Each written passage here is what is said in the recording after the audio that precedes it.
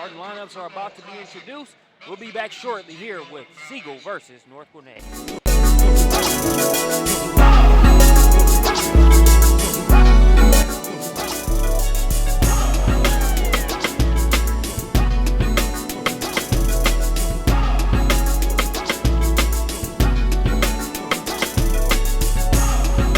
GwinnettDailyPost.com for all things Gwinnett and their surrounding areas.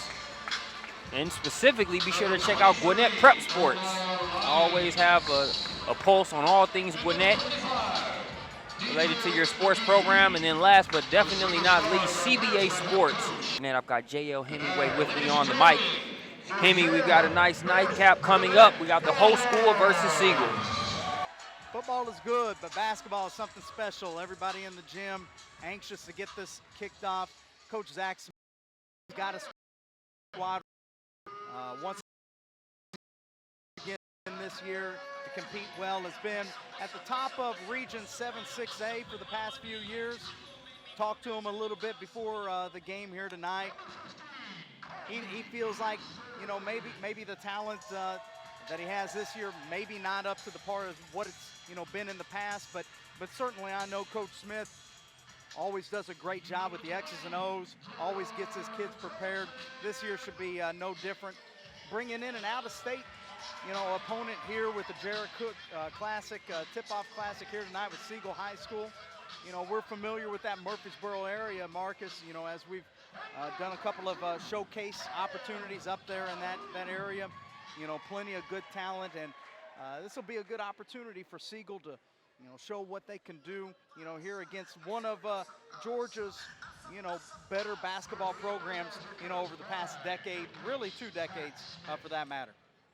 Most definitely, Hemi, and for one, I'm anxious to see how North Gwinnett responds when you look at some of the pieces that they're missing.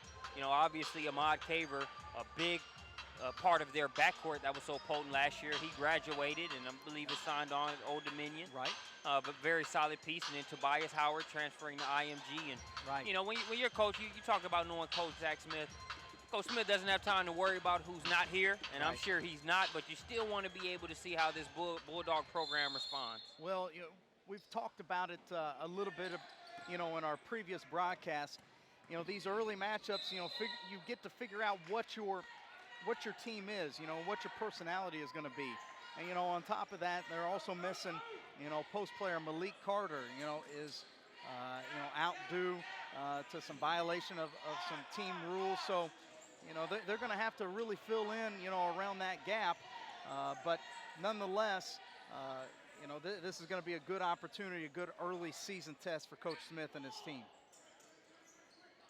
Siegel has the ball, and you know, out-of-state opponents haven't fared too well against North Gwinnett in this event. You know, you look at the talent, the home court advantage. It's something that has definitely played to their favor. They had a very big battle against Hillcrest out of South Carolina last year, as we see the sophomore Lions tickle the twine. Omar Lyons, Marcus, spoke to his father just a few minutes before the game and said that Omar was a little bit ill, but showing no ill effects, you know, on that jumper, and quickly right back the other direction is number 1, Jay Stackhouse, knocking down the triple on the other end. I'll tell you what, if this is how the offense is going to be for both teams, we should have a barn burner ahead. No good on the first shot, but the follow-up pays off. It's number 25, DJ McGee, on the putback. McGee may not have the size that North Gwinnett's post players have inside, but I really like his leaping ability. You saw his quick leaping ability to get in there and tip in that offensive rebound. 5-3 here early on in front of the opponents, and Zach Smith going with a 1-3-1 defense here, and you know, one of the weaknesses sometimes of a 1-3-1 is that weak side rebound, and if your wings don't get in there and rebound, you know, that could become a problem for him. Stackhouse will bring it across. Those that aren't in the area, you think Stackhouse, that name should ring a bell when it comes to basketball. Jay Stackhouse is the son of Jerry Stackhouse, the former UNC Tar Heel and NBA veteran. got a 5-3 ball game. Cam Calhoun will bring it out up top, and when you look at Cameron Calhoun, talked with Coach Smith at Gwinnett County Basketball Media Day, and I look for Calhoun to be a lot more aggressive offensively than we've seen him be in the past years. He's been a glue guy with this North Gwinnett squad, but he's really going to have an opportunity to show some of his offensive skill set that might be underrated over the past few years. That's a great point, Marcus. Calhoun has been that complimentary guy, over the years, playing alongside of, Harris and Caver and some of those guys. And now, really the deck is set for him to be the featured guy. And he's always been a very good athlete. He'll bring, great energy to the floor. I had a chance to watch him at the Georgia Challenge, put on by OnTheRadarHoops.com back in September. Was really impressed with the skill set and ball handling. I think that he's really poised for a big year here, and the opportunity is going to be in front of him. As it's a 2-point advantage for Siegel. Baby jumper too strong on that shot. Rebounded by Calhoun. He'll push. Stackhouse going to try to pull up.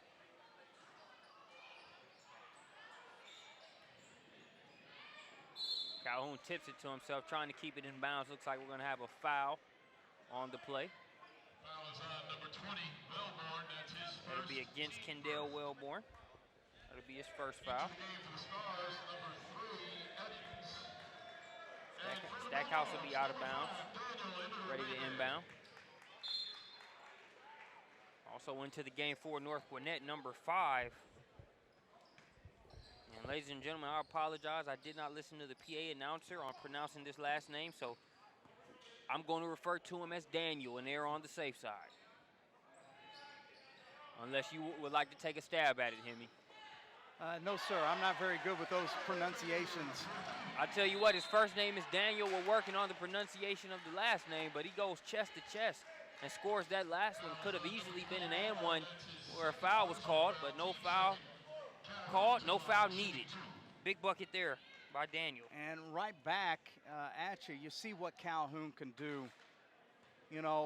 Previous possession, he got the defensive rebound and then was able to lead the break in transition and start it there, and then come right back and get the steal and gets an opportunity here at the free throw line, making the first. Off the mark on the second, but an offensive rebound. The big fella gonna try the baby jumper from the free throw line. It's no good. Traveling violation goes against Calhoun, but if you're a Coach Dotson, you don't like all those offensive rebounds taking place there at that possession. Well, you're gonna have to figure something out right here. Maybe talk about your technique, talk about getting, a body on early, because guys like Calhoun and Daniel, can really hurt you, with their ability to, get up off the floor very quickly. And you see exactly what Cameron Calhoun can do in transition. Big, strong athlete, good finish right there. As we see him nearly pick the pocket there, but he's going to be called for the foul. Number 22, Calhoun, that's his second personal, team third. Number 33. That'll be Calhoun's second personal foul, so of course he's going to have a seat. And that's a tough one right there if you're Coach Zach Smith. Calhoun is always responsible for setting the tone defensively for this squad, but you want to see him be a little smarter there, having already had a first foul. He goes for the reach and picks up a second one relatively quickly here in the first quarter.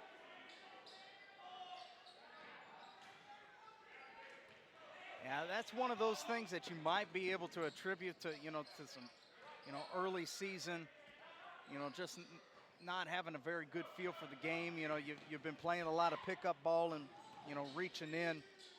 But as a senior, you've got to know better. You got to know that once you pick up that first, you've got to be a little bit extra cautious not to pick up that second, because you're going to go to the bench. Deep three-pointer on the way. Took the shot with confidence. You see why there, knocked down. It's number 15 for the Stars. Sorry, it's number 10 for the Stars. Deontay Miller. the 6-foot senior. Cans the trifecta to make it 8-8. He's got the ball now, going to get it ahead to Lyons. Lyons too strong on the layup.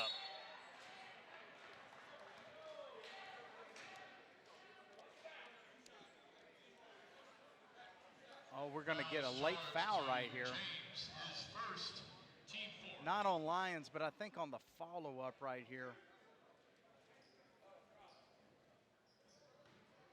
And Miller's going to get a chance to shoot two. Like the potential 1-2 punch I see in Lyons and Miller for this backcourt for the Stars. As Lyons is going to have a seat into the game, number 32, LaRich House.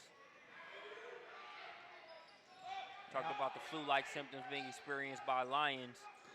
Nice to be able to get him a little breather. Make sure he's ready for fourth quarter. Yeah, Lyons just a sophomore coming into the game early in the season, already averaging close to 18 points a game. In his opener, he had 21 points and 6 assists, showing a lot of that talent and ball skill that we saw back in October, Marcus. But right here, Siegel, even though they're not blessed with just a lot of size, they got a lot of activity, you know, in the backcourt with these guards, and they're doing just a great job of making life pretty tough for North Gwinnett. Nice pass there by Stackhouse. He gets the assist, the finish. Daniel Immature Bebe. There you go. Nice job, Marcus. Hey, man, I had to get it done, man. He's having too good of an impact off the bench not to be able to let people know his first and last name. He's definitely made his presence felt since checking in roughly 3 minutes ago. 10-10 ball game. Still for the Bulldogs. They're running ahead.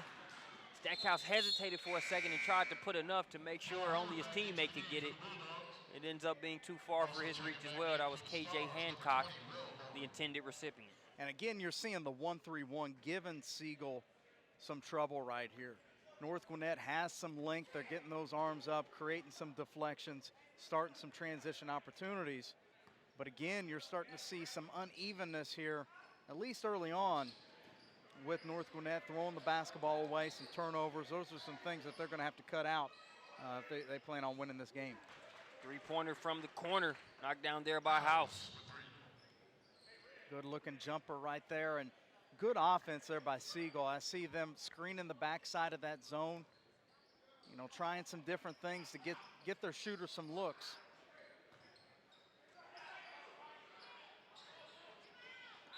And speaking of some good passing, North Gwinnett there made several nice consecutive passes, but unfortunately, Daniel's going to pick up the loose ball foul there, and I think that's his second, or is that just his first, Marcus? I believe that's just his first foul. Okay. But, his first foul. But Calhoun's back into the game here with his second. That'll be something interesting to watch. We'll see if, with the way Calhoun plays, he's going to want to save that third foul for the second half. A guy that definitely puts a lot of attention into defense. So the more fouls he can have to spare, the better. Another three-pointer on the way for Siegel. Long rebound. Here come the Bulldogs the other way. Here's Calhoun.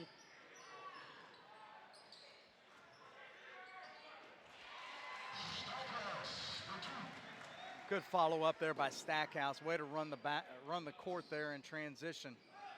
You're seeing a lot of long jumpers here by Siegel, which has given North Gwinnett the opportunity to get out and run. You know, and that's kind of one of those feast or famine situations for Siegel. They don't have a lot of size inside, so they're not going to be able to, you know, count on a lot of interior points, so they're going to have to rely upon that jumper. With that said, it's a little extra attention to the guards getting back in transition to prevent those fast break opportunities for the Bulldogs. Really going to be a point of emphasis, I would imagine, come the second quarter. Number 23, Brown. That's his first personal, team 6. It's 13-12, 1 point advantage for Siegel. And that didn't last for long, as the advantage is now 4 after that Lions three-pointer. Would have been good if it went. It did not. So at the end of the first quarter, Siegel 16, North Gwinnett 12, we appreciate you joining us here on SUVtv. When we get back, we'll bring you the second quarter here live from the Jared Cook Classic.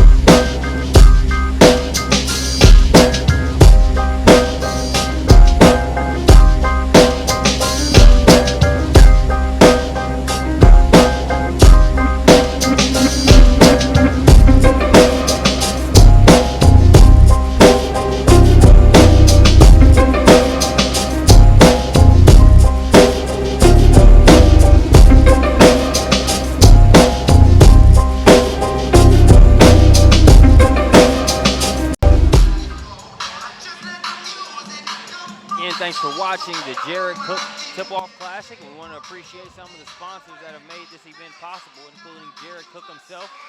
This event benefiting the Susan G. Komen Race for the Cure. Also, Crossover, Gwinnett Daily Post, Gwinnett Prep Sports, and last but not least, CBA Sports, the official sports construction specialist of the SUV. Marcus 16-12 in front of the visitors from Tennessee here, and I think a lot of that's been based off of some sharp shooting from the perimeter. Omar Lyons with a couple of threes, Miller with a three or two himself. Interesting because the momentum you would feel should have been in favor of the Bulldogs, even though they're down 4. You touched on it as the first quarter came to a close, the feast or famine when it comes to the three ball.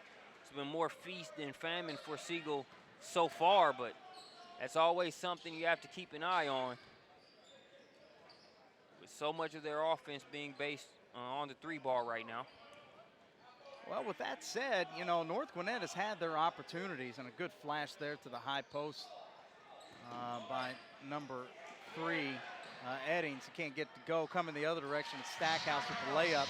And it's going to be those type of opportunities, and North Gwinnett's going to have to seize upon to get this lead in their favor. Have not been able to convert a high number of transition opportunities up until this point.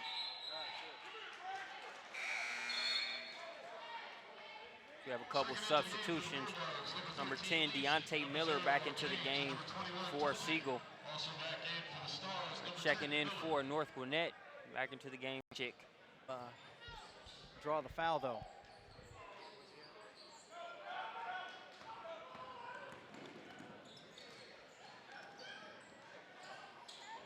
Deep three-pointer. Last time Miller took one from that deep, that's off the defense. He's going to kick it out for a James. Calhoun draws, finds the open team. Gets a reward. Shy about the three ball. Those are good looks that he's getting.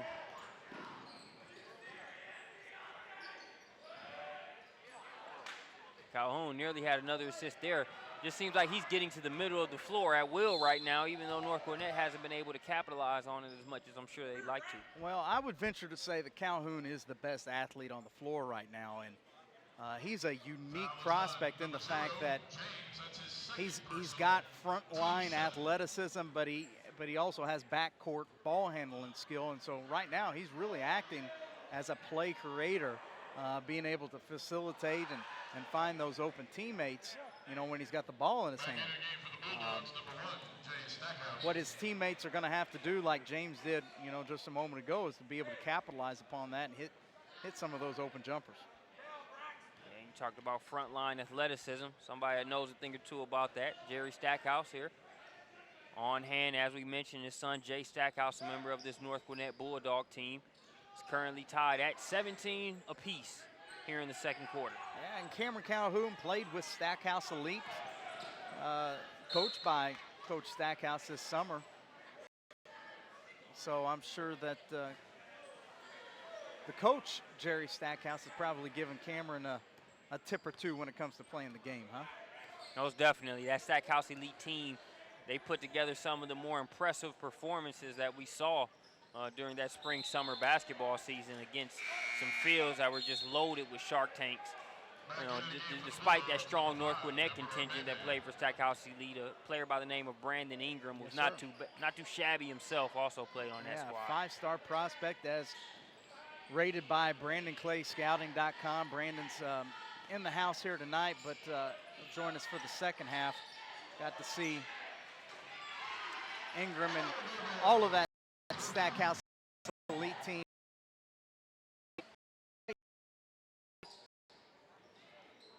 Nice pass on the inside. Miller. Correction, that was actually Braxton Eddings there. That was Eddings there. His hard work paid of an offensive rebound and bucket there, 19-19. And good ball movement there by Siegel, and doing a good job of attacking the short corner. You know, against a zone, any zone, but particularly a 1-3-1, you can get some good angles and good looks by getting the ball to that area, and that's what happened. It didn't happen on the first shot, but the follow-up shot rewarded them with a bucket. And a quick timeout here by Coach Dotson, probably making a quick adjustment on one end or the other. We'll see what that results in. Of course, Hemi, this question doesn't apply. Did the rest of you know that the Gwinnett Daily Post has a dedicated site for prep sports here in Gwinnett County? Check out www.gwinnettprepsports.com. If you want the news from only your team, click on the image of your school at the top of the page. A great feature that our local GDP does provide for all of these local athletes. Definitely a great tool to keep people in the know. And this event has been a prime example. You know, if you only pay attention to, you know, just Twitter headlines, you're missing out on such a wide array of talented players. And I think this event is just one prime example of that. You know, when you look at a trade, at a Jared Harper, players that have some ink by those that have seen and know basketball, but also players that the average, you know, casual fan might not see. You want to be able to check those types of teams and players out on your Gwinnett Daily Post or your OTR Hoops report. No doubt, and great finish underneath the bucket there by, I think that was number 20, if I'm not mistaken, Kendall Wellborn. Nice drop off there by Lyons. But you're right, Marcus, when you talk about, you know, kids, the kid that eat the head, you know, every talk about a DeMar is going to or Brandon Ingram, you know, so to speak. But, you know, what about the kids that, you know, the Trey Hansboroughs, the Omar Lyons, the Camp World, they're going to play basketball, but may not necessarily, you know, who gives those kids attention? And I think that's what our Elite Basketball Academy with Peach State Basketball is really focused upon. And even our Coach Hemi showcases and workouts have really worked on doing to give these kids the exposure and the writing and the pub that they deserve, because there's a lot of good basketballs going on, you know, outside of, you know, the Jared Harpers and the Ty Hudsons of the world. Yep, and I mean, a prime example is, you know, you just mentioned Jared Harper kind of in the same page as a Ty Hudson and a DeMarcus Simons. Right about the time, right around that EBA workout that he was able to come and show up at, even though people had heard about him, he wasn't on that same page in terms of that discussion. But going up head-to-head against DeMarcus Simons in our first camp game there, and really stepping up Simons' level of play with the way he really came out attack, like you said, it's just case in point on how the Elite Basketball Academy can really provide those opportunities. Well, Siegel right here seizing the opportunities that they've got in front of themselves, stretching this lead out to 4 here, and now 5. And number 33, Rob LaLance, 6-foot junior right here, hitting the first of 2 free throws. Been very impressed with how this Siegel team has played. You know, may not be the most imposing team that you're going to see, you know, in athleticism, but as you see, just little plays like that where they're hustling back, they're getting deflections, making the small plays that may not always show up in the stat sheet. Hancock with it, kicks it out to Calhoun. Calhoun gonna try a three-pointer, leaves it just short. Looks like we've got a foul. It's gonna go against number 25, DJ McGee. Oh, those type of fouls really gotta frustrate you as a coach, because I know that's exactly what Coach Dotson has been talking about. He's like, guys, we've got to block out. We got to get in there and get physical. And the very time that you get in there and get physical, the referee comes in and punishes you for doing exactly that. Well, you know, you can't not be physical, because North Gwinnett's just going to overpower you with size and athleticism. So you got to fight back. And I know that feeling, because now you feel like, well, we've got a second opponent out there on the court right now. Not an easy feeling to have, but I tell you what, it's better to have that feeling up 5 points here playing against the whole school on their home floor as opposed to the other way around. So Siegel, even though they haven't gotten things rolling on all cylinders just yet, still in good shape. Calhoun from the corner.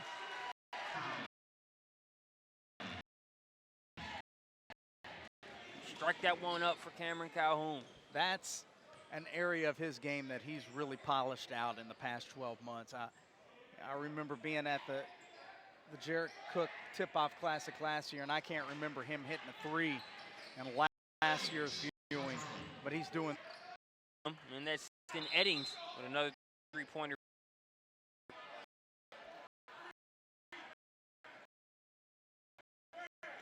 Foul is short to number 23, Lyons, his first personal, team 7. We got a timeout on the floor called by the Bulldogs. Got a timeout on the floor called by North Gwinnett. We appreciate you joining us here on SUVtv for day 1 from the Jarrett Cook Classic. Be sure to follow in with us on Monday and Tuesday as well. We'll break for Sunday and then be right back on Monday at 5:20 p.m. with Alpharetta versus Buford. 6:55 p.m. will feature Greater Atlanta Christian versus Peachtree Ridge. And then on Monday night, the nightcap will be Lee County here in Georgia versus North Gwinnett. Tuesday's lineup is Lee County versus Peachtree Ridge. Aaron Augustin will be in that one. Alatoona versus Greater Atlanta Christian.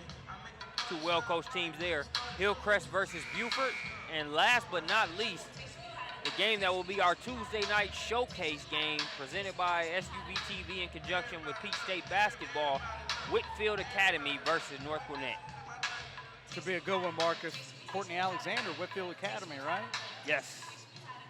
For those that haven't seen him, just think of dunking and a guy with an easy button to be able to do so. That's Courtney Alexander Jr. Yeah, he's got some springs in those legs. One of the top uncommitted prospects in the state of Georgia in the class of 2015 as well.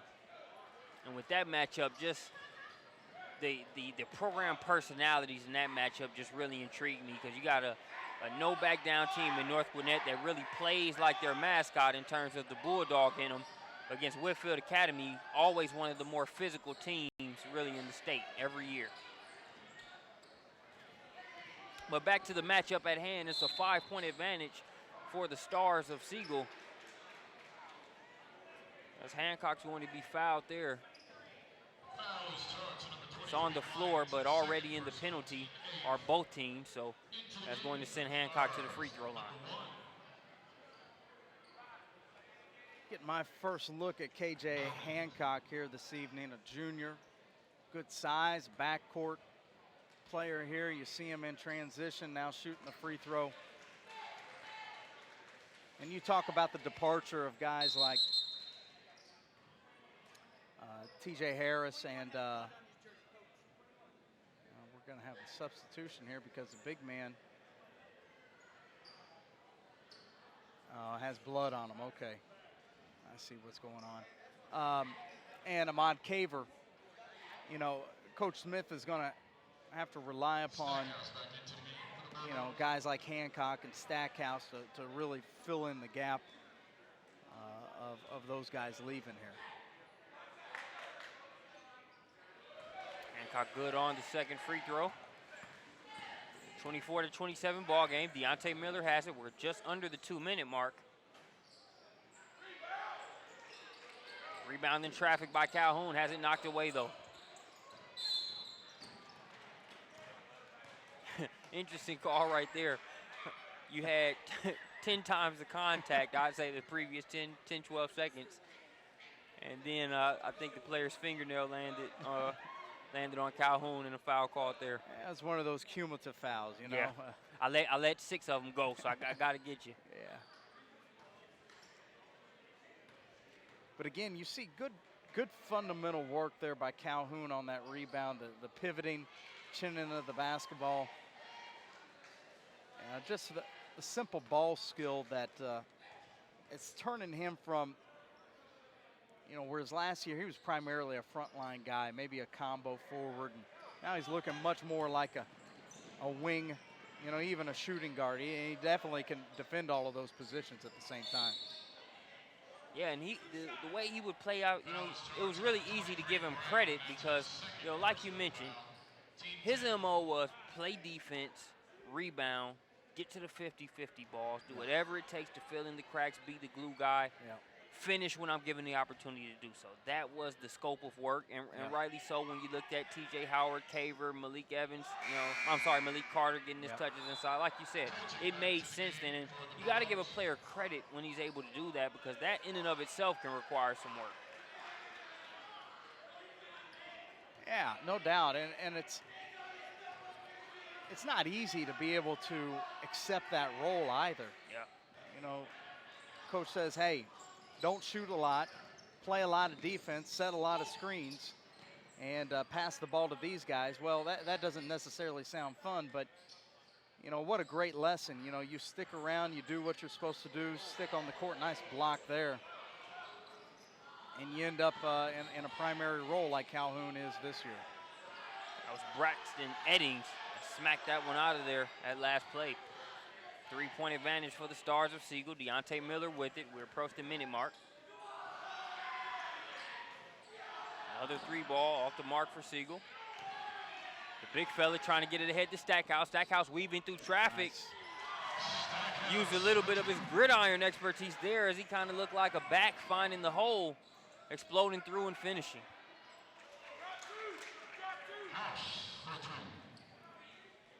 Good floater there in the lane in transition by Rich House. Thought they might have got him with the player control foul, but they let him go, and Siegel stays on top here by 3 points, heading under 30 seconds. Looks like North Gwinnett will hold for the last shot. Stackhouse looked to the left to get the call, nearly had it stolen away. And again, good hustle there by number 32. Rich House, and it's just been those type of plays, those hustle plays, the deflections that have been so important for Siegel. The big fella playing volleyball inside. Can't get the shot to go. No, he wasn't padding his stats. Came away with about 3 offensive rebounds there in that one possession alone.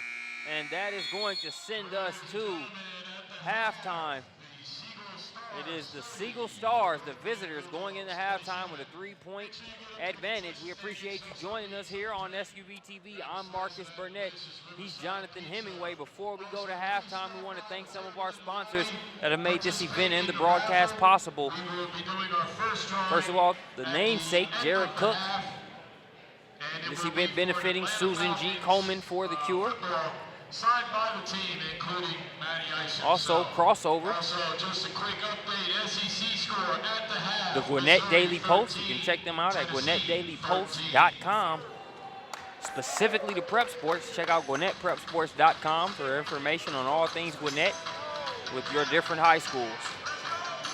And last but not least, CBA Sports, the official sports construction specialist of the SUV. We'll be back with halftime after this.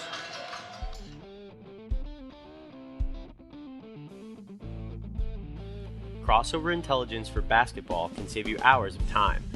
We break down and stat your game film for you and act as your video coordinator by giving you searchable clips, advanced statistics, shot charts, and a lot of other great info that you can access from any PC or through our iPad application.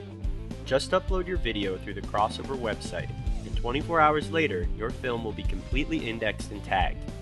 Each play will become its own video clip, allowing you to search the footage for anything you'd like. Here we'll take a look at all 3-pointers that were made in the fourth quarter. All of your offensive and defensive sets can also be tagged, so you can view the appropriate clips and determine which plays are achieving the best results. You can add any clip to a playlist or highlight reel and share everything with your players or assistant coaches. Crossover will also provide you with all of the numbers from each game, including complete player stats for both teams and advanced metrics like these. We even take the shooting numbers a step further with an interactive shot chart that lets you visualize the data. Filter by player, quarter, makes or misses, and click on any shot to watch the corresponding video. Crossover intelligence will keep you from spending hours in the film room and get you back to actually coaching. Together, we can turn smarter video into more wins for your team. That's the crossover effect.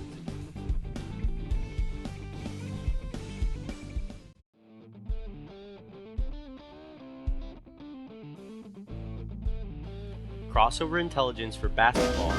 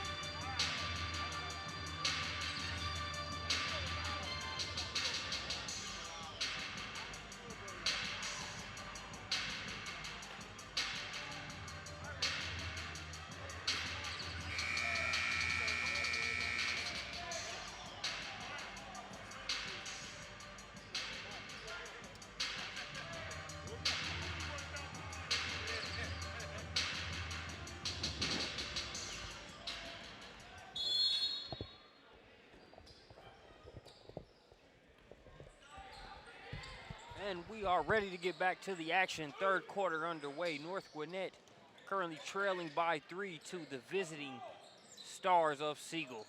I'm Marcus Burnett, joined by J.L. Hemingway as North Gwinnett looks to go inside. The big fella has been working hard in there and attacking the offensive glass, just hasn't been able to really convert in terms of points there on the inside. And getting some good looks, just can't get it to fall. Shouldn't let that affect his confidence. You got to keep going into him because North Gwinnett does have an obvious size advantage inside, and eventually they're going to need some points in there if they're going to turn this deficit into a lead. Siegel with it. For those that are just joining us, Siegel wasn't shy about the 3-ball in the first half. We got Stackhouse.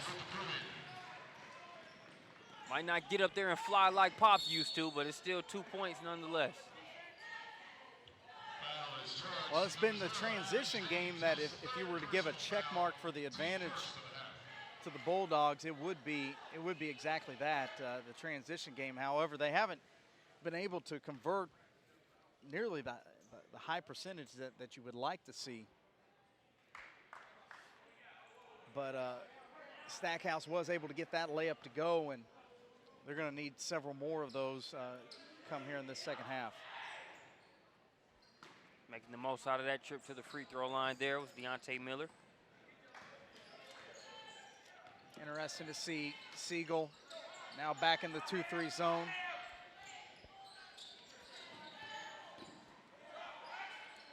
See what the Bulldogs do to try to attack this, because they have not been able to get the 3-point jumper to fall quite yet here tonight. Got a jump ball called. That's going to send it over to Siegel. 29-32 here in the third quarter.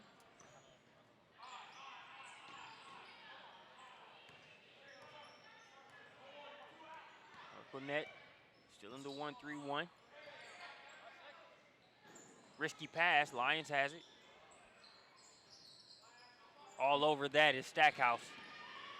That's his second steal, shooting in from the weak side, but then once again, you see the non-conversion in transition.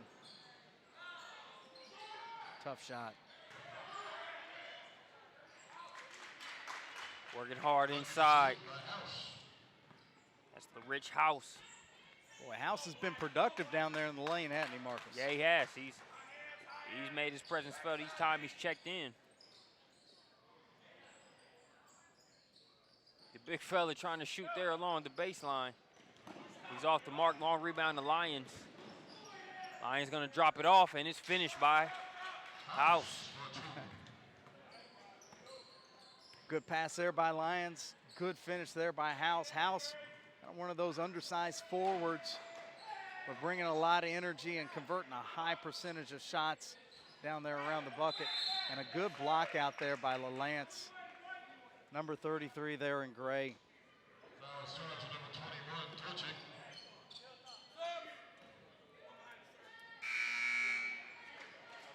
Cam Calhoun going to have a seat. His first personal.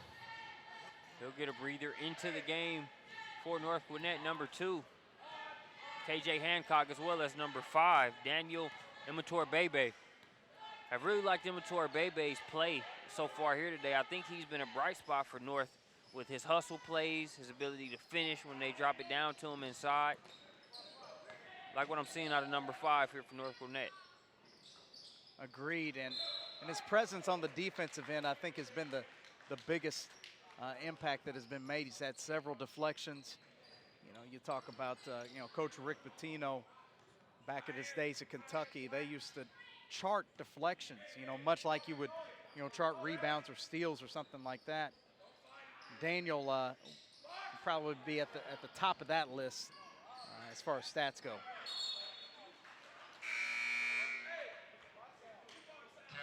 Advantage now 7 for Siegel. Cameron Calhoun checks back into the game, so. You can hear Coach Dotson over there coaching up his Siegel Stars, telling them, to stay on the glass and to keep blocking out. It's obviously been a point of emphasis coming into this second half. Lions with it, deep three-pointer. Won't go down. Rebound inside there by Calhoun. Here's Stackhouse. Stackhouse gonna pull up.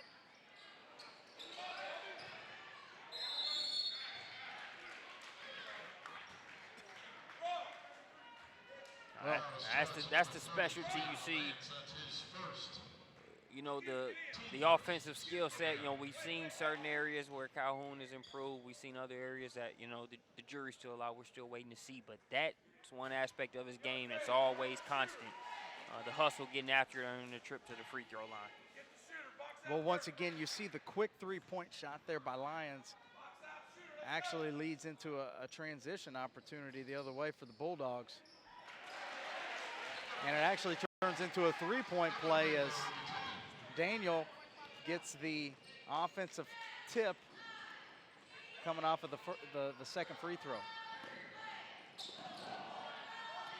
Cookies taken by Miller, layup drill.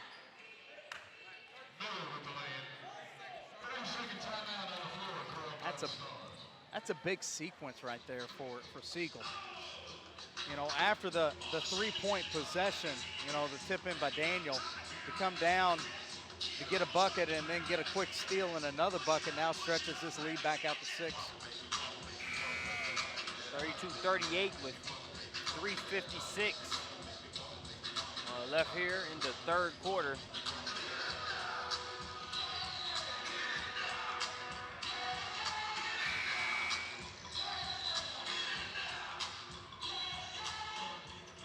Ready to resume play from the timeout. North Gwinnett to inbound.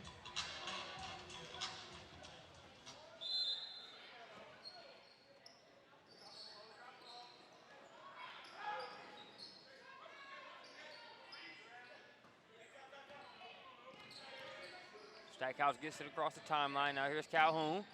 Calhoun stepping through, rolls around. Got to give him the home bounce. They're at home for Pete's sake. As he gets that deuce to finally stay down.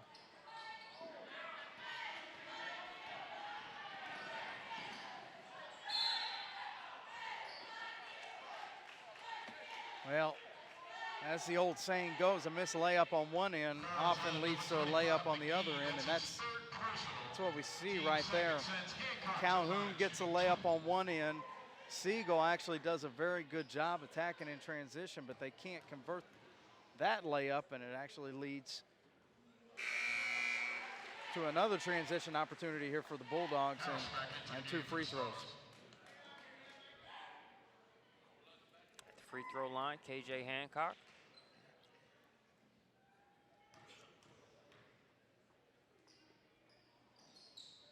Hancock, a junior. Back into the game for Siegel, number 10, Deontay Miller. Hancock has given some productive minutes here for Coach Smith in the second quarter and now once again in the third quarter. Here's the 1-3-1 defense, and you see Hancock really working on the cover down on the weak side. And a good tip there by a block shot there by Calhoun. Block shot leads into another transition opportunity for the Bulldogs. Won't stay down for Stackhouse. So here's Lions. Ahead to Miller. Miller had House in the corner temporarily. But now he's open. Quick ricochet off the rim, but Hancock had a foot out of bounds, so back over to Siegel. It's going to be really interesting to see, Marcus, if Siegel can continue just to shoot three-point jumpers and continue with this lead. Now they're working very hard, you know, making some hustle plays and such and getting to the free throw line, but primarily their offense has come off of jump shots. And here recently we've seen the Bulldogs take those misses and turn them into transition opportunities back the other direction. Still a 2-point lead for Siegel, though. Second in to the game for the Bulldogs. Number 4, Ethan. Siegel really reminds me of last year's Fayette County team as far as the way they shoot the three ball. Not the same pieces, and definitely not the size that Fayette County team had at certain positions, as we see Lions get the steal and the layup. But as far as their affinity for the 3-ball, very Fayette County-like from last year. Yeah, good analysis there, Marcus. And you see what Siegel is doing there, giving North Gwinnett a little bit of their own medicine, you know, with some full court pressure, some trapping, shooting the gaps. Nevertheless, there's a quick timeout here, I think, by Coach Smith. He's going to talk about handling the basketball with a little bit more sureness. So we'll take a timeout as well. When we get back, we'll bring you more from the third quarter here this year.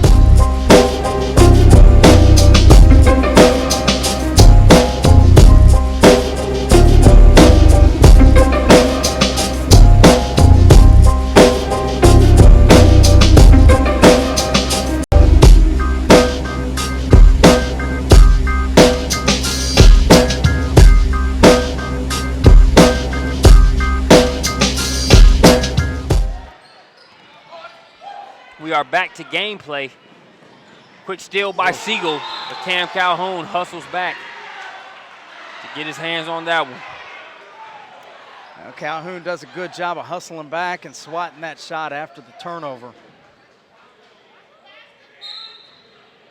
But again, you're starting to see North Gwinnett suddenly having some ball handling issues, turning the ball over a little bit against this Siegel pressure. Eddie's too strong on the shot. But Jay, you're exactly right, Hemi. I mean, we can count at least 4 or 5 times over the past few minutes where it's been a quick steal and layup, or, you know, a turnover and just an easy layup drill on the other end for Siegel. A team that has really relied on just kind of jacking the 3-ball up this game. So to be able to get those easy gimmies inside, want to minimize those if you're North Gwinnett, especially when you're having to work very hard to score your points on the other end. One turnover leads to another turnover. Oh, and a nice pass there by Lyons. Nice work there by Lyons. And I think we're going to get a technical foul here on the North Gwinnett bench. Oh, and we're going to get a 3-point play. Coach Smith wants an explanation.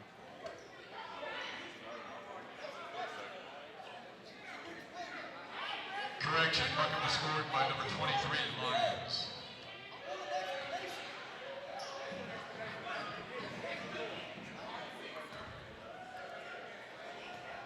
Coach Smith pleading his case, really wasn't trying to be very belligerent, was just asking the official, okay, I'd like some sort of explanation just to know the rationale behind the call, and safe to say the official opted not to provide that explanation. Well, I tell you, you know, these officials are human beings just like anybody else, and I'm sure it was probably a net or cumulative effect, if you will, of probably several different things. But hey, you know, I've been on both sides of that. When I've been in that coaching box when I don't like what's going on, and they've teched me up as well too. So I certainly feel what Coach Smith is going through right now. But the bigger issue at hand for Coach Smith right now in the North Gwinnett Bulldogs is that they're down 8 with a minute and a half left in this third quarter. They're going to have to figure out a way to kind of manufacture some offense, because if it hadn't come in transition, it really hadn't come for them. Meanwhile, Lions having no problem manufacturing offense on his end. It was a Lions 3-pointer that started this game off for Siegel, and there he gets another one. And this kid was supposed to have the flu?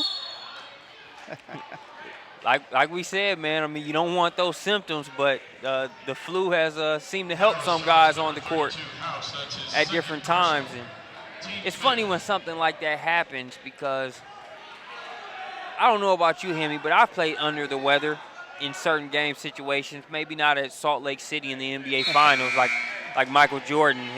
So definitely not that kind of stage, but sometimes being a little under the weather, it can make you better at times because it really eliminates you doing too much. You kind of know you have to really be focused and kind of, less can be more. And sometimes I've seen that help guys in games where they're playing under the weather. A 10-point lead here for Siegel, and there was a time in this third quarter where it looked like North Gwinnett was going to flip the script right here, and they were going to use this momentum to take the lead, but give Siegel a lot of credit. They've been very scrappy, and even if they have had to rely upon the three-point ball, they've done enough themselves from the free throw line and second chance opportunities to get this to a double-digit lead.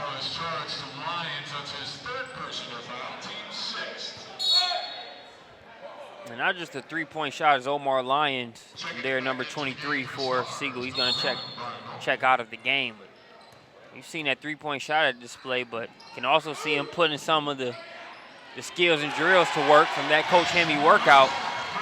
But a big three-pointer there.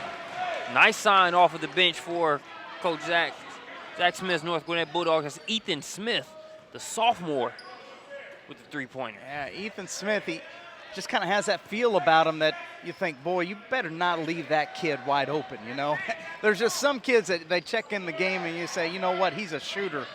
And sure enough, the very first open look that he gets, he knocks it down. Yeah, it looked like money off his hands. Cam Calhoun gets the jump ball. Fouled on his steps. Those two giant strides on the way to the basket. Looking to score it before the quarter ended. We've got 2.6 seconds left. Well, this is a big sequence right here for the Bulldogs. They get the three-pointer from Smith on one end. They get the block shot underneath down here on Siegel. Now they're coming back the other direction, and they're going to get two free throws. But boy, oh boy, as we saw in game number one with Buford, missed free throws can be quite painful. Calhoun misses both. So that is going to do it for the third quarter. We appreciate you joining us here on SUVtv for the Jared Cook Classic, as we see one of the nice plays by Lyons there in the third quarter. Little razzle-dazzle dropping off the dime. Appreciate you joining us. This event is to benefit the Susan G. Komen Race for the Cure. The event was created to not only honor the fight for awareness and the fight for the cure as a whole, but also hits home with Jared Cook's mother being a breast cancer survivor. Special thanks to Crossover, the official analytics provider of the SUV. They do the work for you, coaches, so you can save time. Gwinnett Daily Post, you can check out GwinnettDailyPost.com. More specifically, stay in tune with all of your prep sports news and action, whether it's in general as an outsider or your specific school. Be able to go to GwinnettPrepSports.com to get the scoop on all things Gwinnett Prep Sports. And last but not least, the official sports construction specialist of the SUV, CBA Sports.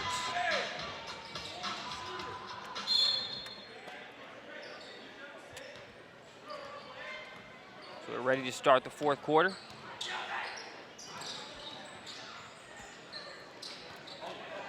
Got another steal for Siegel. Let's see if they can convert. Covering some ground to get to that one, Cam Calhoun. Yeah, Calhoun has swatted several shots out of the air here tonight, and there's another one. Notice what Siegel is doing. They're using some selective trapping out of that zone.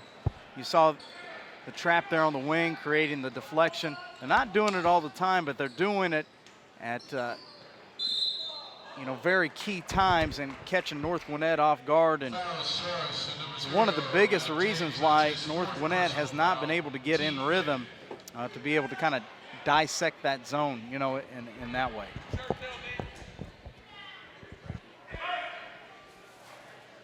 Free throw off the mark. 40-47 ball game. As you see, we've just started the fourth quarter. I'm Marcus Burnett, joined by J.L. Hemingway, and also blessing the mic as well, going to be Mr. Brandon Clay. Brandon, appreciate you joining us here for the fourth quarter, man. I'm not just a relief pitcher, I'm the closer. There's Calhoun again. That's about his 5th block that he's had here tonight, and at least the 3rd here in the second half. I was about to say he's had 3 in the last 3 minutes, man. That was the easiest of the 3. I mean, the other 2, he's gone up into space to go get. It's been incredible, man. You know, his athleticism, you know, I'm sure this is something you guys have touched on. You know, his athleticism is just off the charts, you know, just continuing to try to put it all together from a skill standpoint. But, you know, it's been interesting, you know, sitting watching the game, kind of taking it in, starting to work on the recap for tomorrow. It'll be on PeachStateBasketball.com. When you start to look at North Gwinnett between Stackhouse, Calhoun really carrying the offensive load, you know, Siegel has been that balanced. They have one guy that's in double figures right now, and that's with 12. I mean, it really has been a sum of all parts where North Gwinnett has been relying more heavily on the production of 2 people in Stackhouse and Calhoun. But either way, the game has been close. Like I said, Siegel, I think, you know, from where I've been sitting anyway, you know, their advantage has been kind of a safety and numbers principle, very much like the Walton game earlier with Buford, until Buford's other pieces got rolling, John and Marcus. Yeah, and what we've noticed as well, too, is that Siegel's really utilized that 3 ball. No question. And some second chance opportunities, you know, whereas North Gwinnett has really relied upon the transition game to get many of their points. As you see right here, and this is where the game has been a 3-pointer, whether it goes in or out, and Siegel is just so scrappy. You know, they might be outsized along the front line, but that's not going to keep them from, you know, out hustling you. No question. Checking back into the game, as we've touched on several times throughout the broadcast, a positive bright spot for Coach Zach Smith has been number 5. That's Daniel Immature Bebe. Yeah, good-looking athletes made his presence felt on the defensive end, getting several deflections. I'd like to see him make a little bit more of an offensive contribution, I'm sure, whether it be in the lane, offensive rebounding, or even in transition. When you start to talk about pieces, John, and anytime you've got, you know, Daniel in the game, you don't have a kid like Hancock in the game. You know, somebody who might be able to make that offensive contribution for you. So, you know, it's picking and choosing your spots. You know, stop to maybe get them back in. You know, things you have to think about when you're trying to manufacture points. Obviously only down 5 at this point at the 6-minute mark, but right on cue, you see him almost get the stop, and immediately now go back with Hancock for Ethan Smith. You know, you've got to get scores on the floor. You're probably going to have to look at getting another 12 to 15 points to be able to win this basketball game. Interesting here. The Bulldogs have been in this 1-3-1 the entire game, and you know, now Coach Dotson deciding to spread them out a little bit and take the air out of the ball. Let's see how that works for him. Well, we talked about this a little bit in the Walton game. I think sometimes when you're on a roll, and every game obviously is different circumstances, all those things. But sometimes it's hard to rev it back up if you need to rev it back up later. So something for us to keep our eye on if they do kind of take the foot off the gas, air out of the ball, so to speak. Are they going to be able to rev that thing back up when they need to and get it going again if North Gwinnett makes a couple of shots and gets a couple of stops? Well, I think the makeup of this team, I don't foresee that necessarily being a problem because they're so guard heavy and they do rely upon shooting the basketball and the energy. We'll see. That's always a gamble when you start to do that, but I think more than anything else, whether they'll be able to take care of the basketball is going to be the most important thing in all of that. No question. And the safe money is with the 3-point shot. I don't think they could go 50 seconds without taking a 3-pointer. Well, Lyons is the young man I was alluding to earlier that's in double figures. Everybody else at the time in which I jumped on the mic was still in single digits. And he's done a good job of passing and facilitating to that. And there's Stackhouse with the offensive rebound. But again, you see the turnover here by Siegel turns into a transition opportunity. And interestingly enough, it's not the first shot that beats you. It's oftentimes the second and the third one. Well, you heard Coach imploring a little while ago, put a butt on him, put a butt on him, put a butt on him. And, you know, he knows obviously there's a size disparity trying to coach his kids up. You know, and that's something that very well could come to light here in the last 5 minutes. They've been able to hold it off here. You're waiting for the dam to break if you're Zach Smith and hoping that it breaks in the next 5 minutes to 12 seconds. Coach getting the action plan together here. We got 5:12 left in the fourth quarter. Earth, Wind, and Fire playing courtesy of Webb's DJ Services. He's one of the best in the area. Oh, man, he's had this thing jumping all night, man, from Young Jeezy to Earth, Wind, and Fire, man.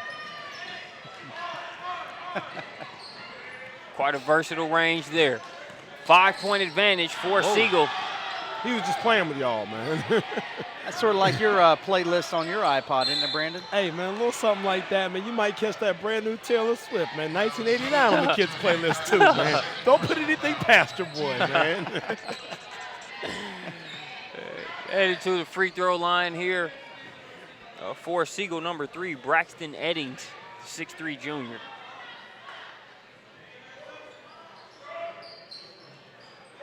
Neither team is really taking advantage of the free throw line as much as they like to. That's what he does right there. That's what he does right there. That fella gets to the rim in straight lines as well as any unsigned senior inside of the state of Georgia. You know, for him, it's what happens when the defender cuts him off, that sidestep stuff. Some of that stuff he's got to continue to work on. But end-to-end speed, there's no question. I was talking with a college assistant coach about 3 weeks ago about Calhoun and his college projection, and I told the coach what you're getting is an athlete with the foundation. You talk about building houses, and those of you who are into that sort of thing or watch HGTV, the bones of a house, and the bones of that house are good. Now you just got to go back in with skill development, continue to complete the interior, but everything you could want from a potential two-guard prospect is right here, right now with Cameron Calhoun. Yeah, without a doubt, and I really like his ability to defend multiple positions on the court. You talk about him being able to guard his position. I think he can guard the point guard position even at the next level too. And if you want to go small and put him, you know, on a small forward, or you know, even put him on the back line in a press, I don't think that you're going to be at a disadvantage in that. Now, like you've been talking about with Calhoun, you know, putting it all together. What does that really mean? It really just means finishing plays. Mm-hmm. You know, we haven't seen enough of those plays where he's getting all the way to the rack and he's finishing, you know, 5 out of 6 times. You know, tonight it's been more like 2 out of 6, 3 out of 6, and he's getting to the free throw line and has been inconsistent there. But hey, you know, it's still early in the season. I know that, you know, Coach Smith is going to have him well polished come February, region tournament time. No question. It's amazing how much better he is, even in that regard, you know, than he was a couple of years ago. You know, a couple of years ago, everything was just one speed, zoom, and that was it. You know, now he's got to zoom and a shift down, man. So, you know, even looking ahead to the collegiate level, we all understand that most kids are not finished products when they walk in as freshmen. You know, even a kid like Jaleel Okafor, for as good as he is at Duke, Jaleel had to come in this summer, and it looks like he's lost 15 to 20 pounds. He's changed his body. Kennedy Meeks at North Carolina. So there's always an adjustment period, regardless of the level of the talent. Tough shot right there. And look right here, North Gwinnett has got it to a 1-point lead and in transition. There we go with that side stuff. Exactly what I just talked about. Calhoun gets into the open floor. Nice side step there. Great finish, the hoop and the horn, man. Yeah, and, you know, unfortunately for Siegel, those 3-point jumpers that were falling for him earlier, not falling now. And it seems like North Gwinnett is they've collected themselves, you know, on the defensive end. They're getting some defensive rebounds, and we talked about it in the first half. Oftentimes a long shot leads to a long rebound, which leads to a transition opportunity.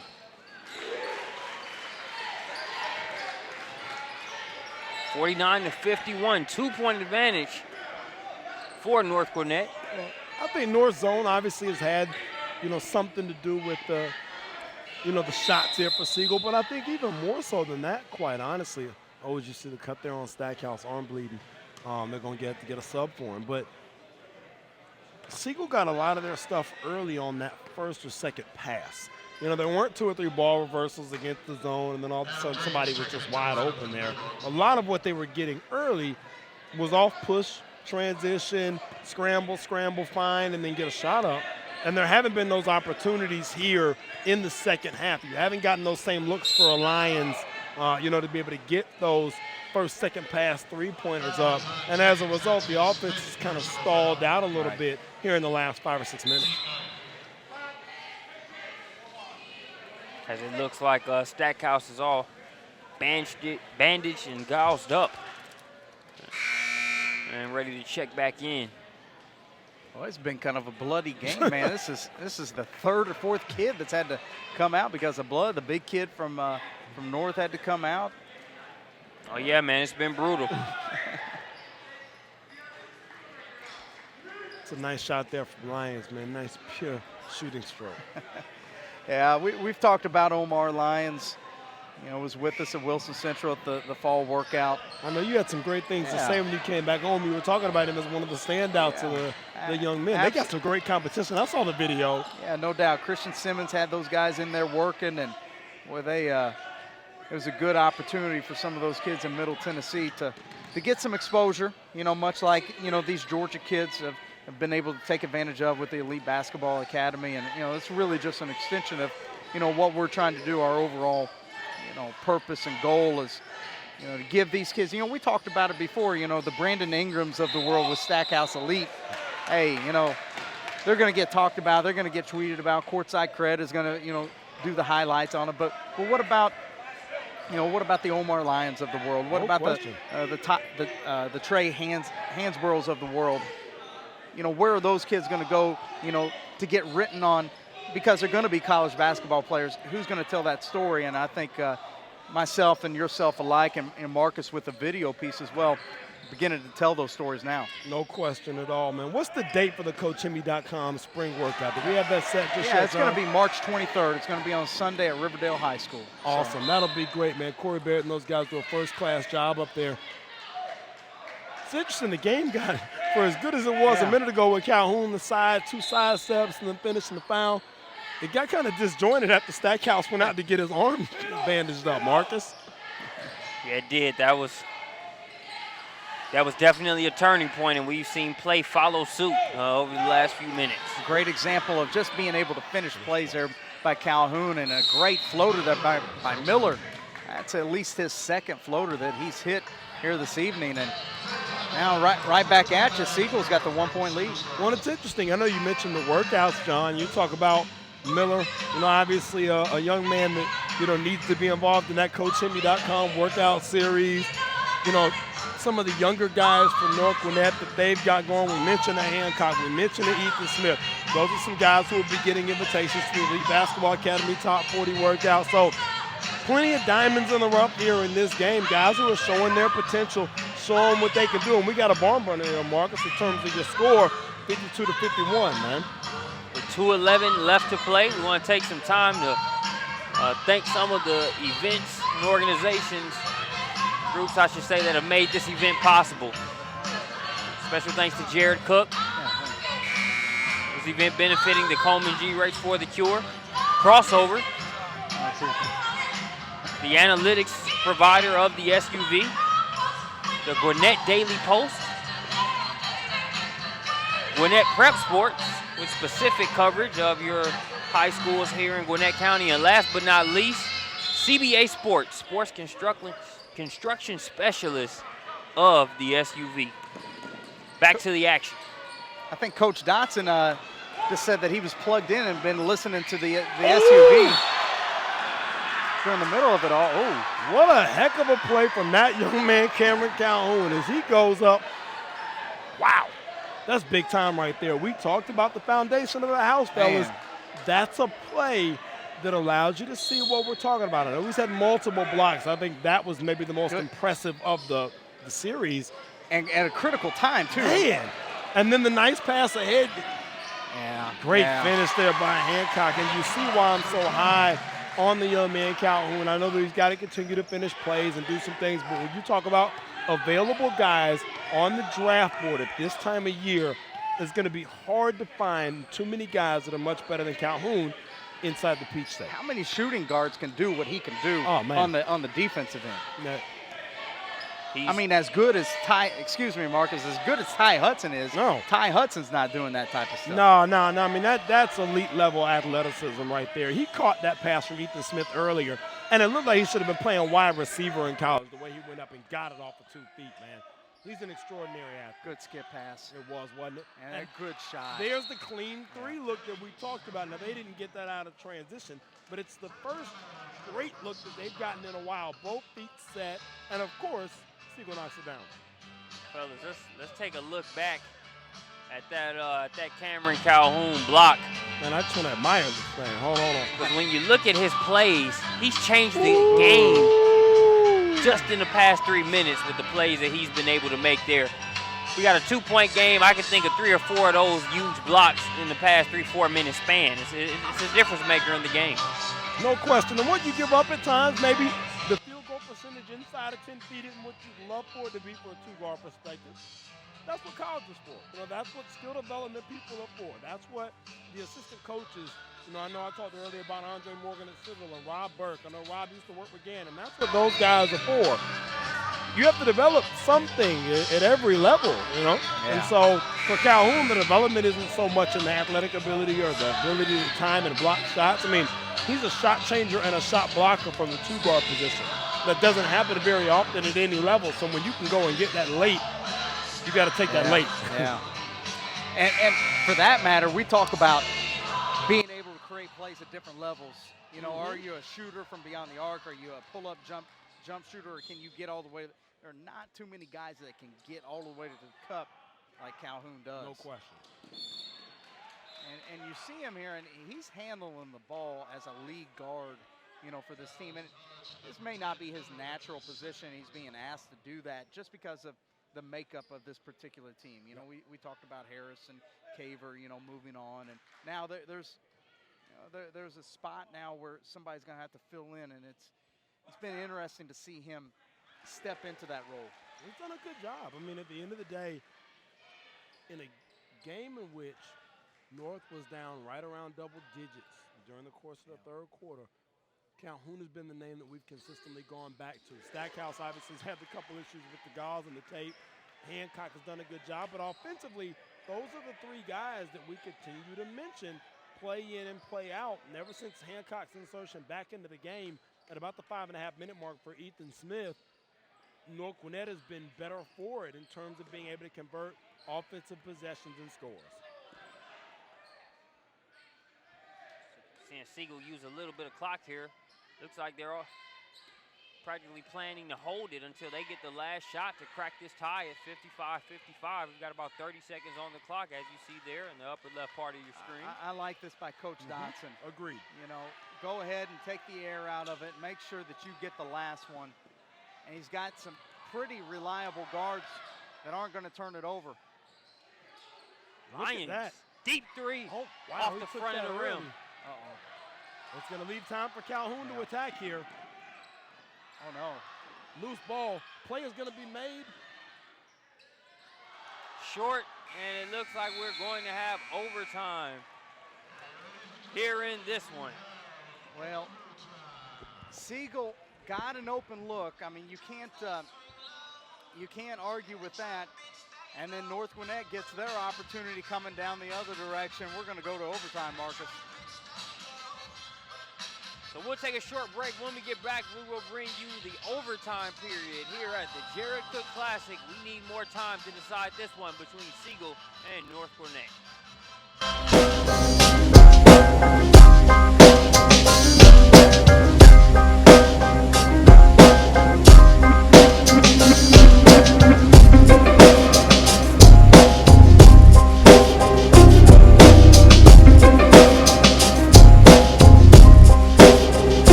Crossover intelligence for basketball can save you hours of time.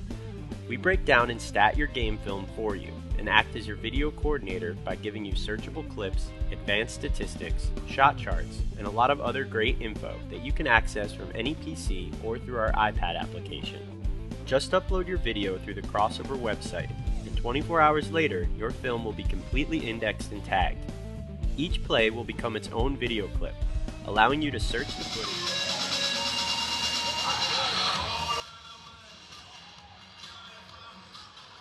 And we're seconds away from getting the overtime period started here at the Jared Cook Classic.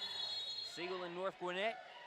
They'll toss it up, and the ball belongs to the Stars here on the first possession of OT.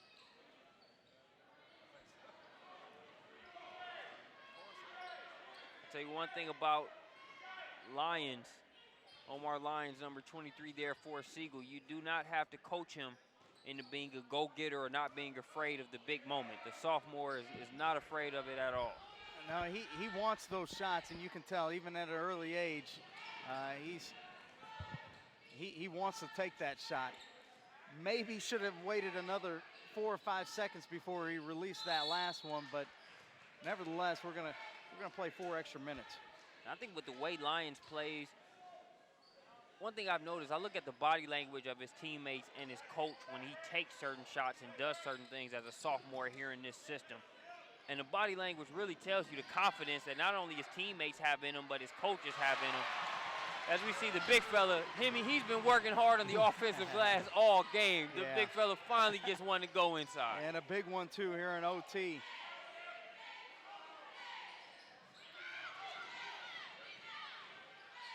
Offensive rebound. Nice sequence there for number 21, Toshik. Gets the offensive rebound and the putback on one end, then comes back and denies the shot on the other. 2-point ball game, 2:53 left to play. Nice close out there from North to force his next pass. Stackhouse decides to slow it up.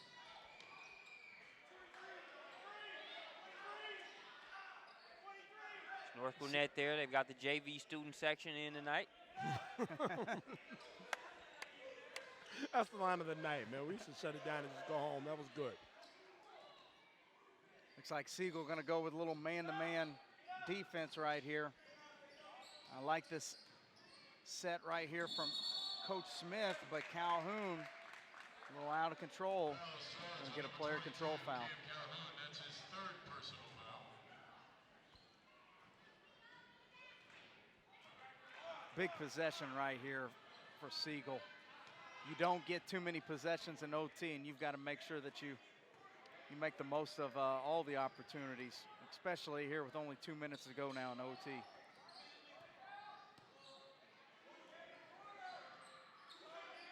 Oh, what nice. a diagonal. See Calhoun changing that shot, though. Yeah, he didn't get it up on the other side of the rim. He went to the other side to try to get that over Calhoun. no. It wasn't Great going. catch. Wow, what a catch there. That ball looked like it was going to fly over his head and go out of bounds. That's a great grab, and they're going to get a foul shot out of that. That's Braxton Eddings. He's had a solid game here tonight. You know, one of those guys that have played opposite of Omar Lyons there in the backcourt. I really like how he elevated. You know, maybe in the technical sense, that should have been an offensive foul because he initiated that contact, but nevertheless, he's going to get 2 free throws out of it. Oh, nice. Sat on the rim for him and fell in. That's a big shot.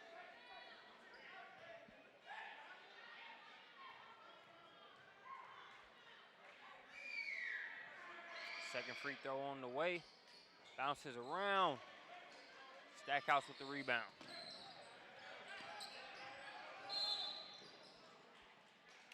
Well, they're going to get him with a bump here in the backcourt.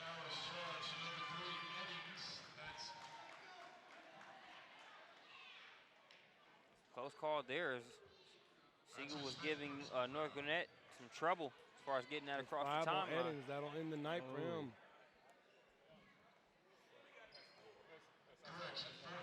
Oh, nope, correction. Yeah, just 4 on there and still remain in the game. Good coach didn't take the word for it initially. Boy, free throws on both ends right now, preventing this game from being either put away or Siegel tying it up. The backspin got the fall there. Yeah, that's a friendly home team bounce, man. Miller to Lyons. Back to Miller. Oh, nice. Good hesitation move.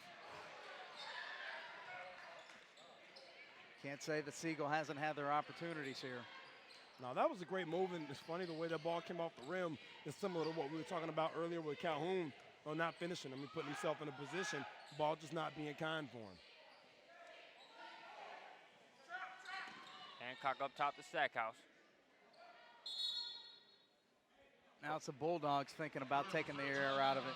Right out a minute, and Coach Smith is going to talk about this.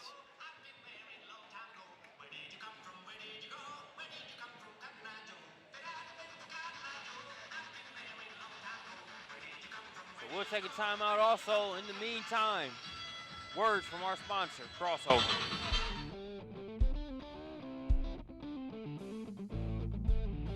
Crossover intelligence for basketball can save you hours of time. We break down and stat your game film for you and act as your video coordinator by giving you searchable clips, advanced statistics, shot charts, and a lot of other great info that you can access from any PC or through our iPad application. Just upload your video through the Crossover website, and 24 hours later, your film will be completely indexed and tagged. Each play will become its own video clip, allowing you to search the footage for anything you'd like. Here we'll take a look at all 3-pointers that were made in the fourth quarter. All of your offensive and defensive sets can also be tagged, so you can view the appropriate clips and determine which plays are achieving the best results. You can add any clip to a playlist or highlight reel and share everything with your players or assistant coaches.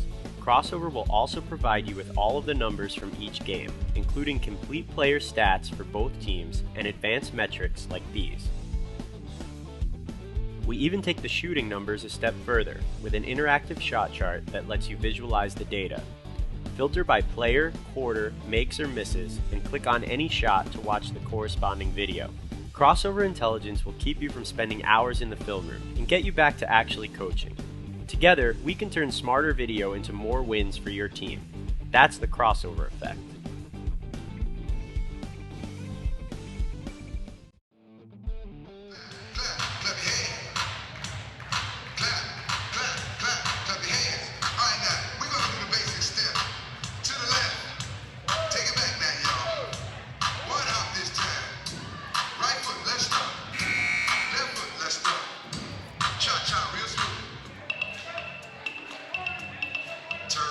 We also want to take some time to recognize one of our sponsors, CoachHemi.com, the SUV's resource for X's and O's. Hemi. Appreciate all the information you give us, man, just as far as different sets. We'd love to hear in your own words, man, some of what you guys got available for the coaches out there. Well, real quickly here as plays about to start. Started this website about a year ago. Lots of X's and O's, sets off of from plays, teams at every level, pro, high school, college, clinic notes. It's a good resource for college, for coaches. Go check it out. I mean, this game has presented several situations in and of itself where that type of information would be useful. So be sure to check that out. Meanwhile, we've got the final 30 seconds or so of this one to check out. It's a 56-58 game. North Gwinnett leads. Yeah, they got real interesting there. Yeah, and you can see Coach Dotson here telling his guys not to foul right away. Probably, tempting North Gwinnett to throw the basketball away and get into a situation where they don't have to put them to the free throw line. And Coach Smith got a little nervous himself, and he's going to go to the bench and talk about this because now he knows that Coach Dotson's probably going to have to hit the red flag, so to speak, to go ahead and start fouling. But to finish the thought, Marcus, about the coaching website, my background is in coaching. Had the opportunity to work with the late legend Don Meyer at Lipscomb University, and so that's kind of my background. And since then, after you know, coaching at the high school level for over 10 years. You know, now I've moved on more into the journalistic and evaluating side of the game of basketball. Still have a great passion for the coaching aspect of it, and stay in touch with it with the website, and you know, just a simple membership of $35 for college. That's a steal, man. It's an absolute steal. I've been on that site, and you get your money's worth in 3 posts, man. Thanks to Aaron Shuck. So ready to get back to the action. Stackhouse inbounds it to Calhoun, who's fouled immediately. And another thing you notice about Calhoun is the pause on that guy.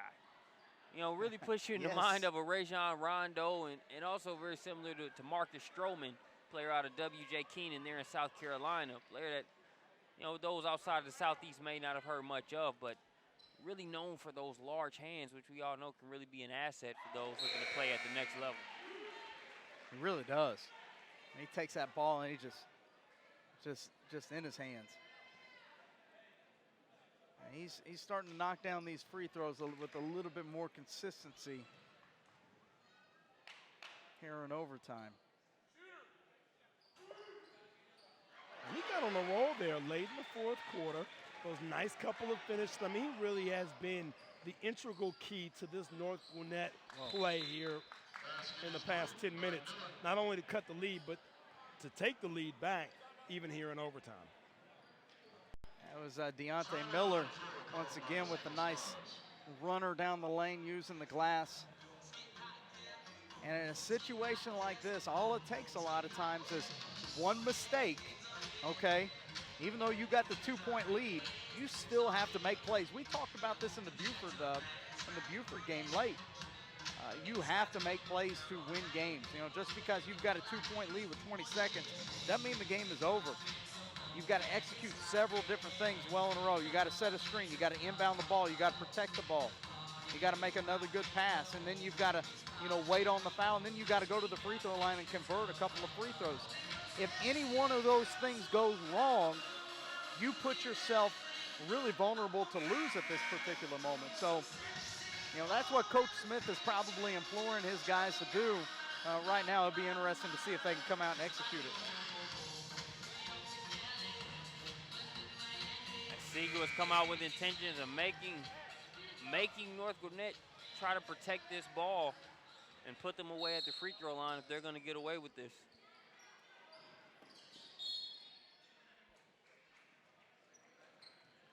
Well, they put the guy at the line that's been pretty hot, and that's Calhoun.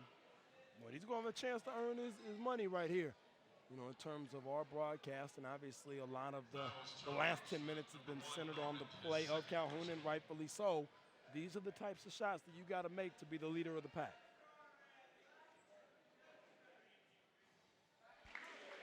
Nice touch, good on the first. And you talk about the changing of the guard, so to speak. I can remember being in this exact same seat last year at Cook Classic, similar game situation, and you know, you had Ahmad Caver and T.J. Howard to be able to go and fulfill this same kind of role that you now see Calhoun fulfilling.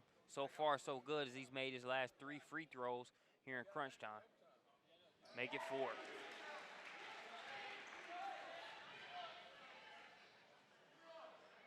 Miller waiting to pick it up at the very last second. Nearly waited too long. Too long.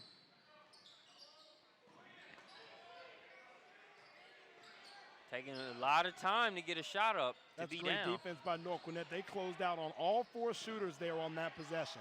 Charge. Bang, bang. That's going to end it, fellas.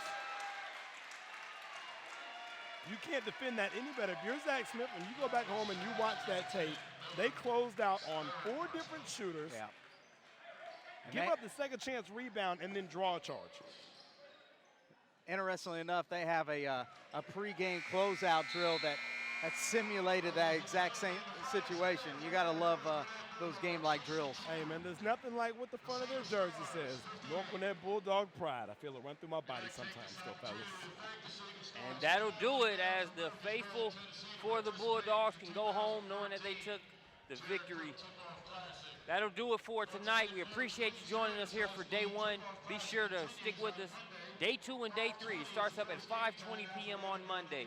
You watch the Jericho Classic here on SUVtv.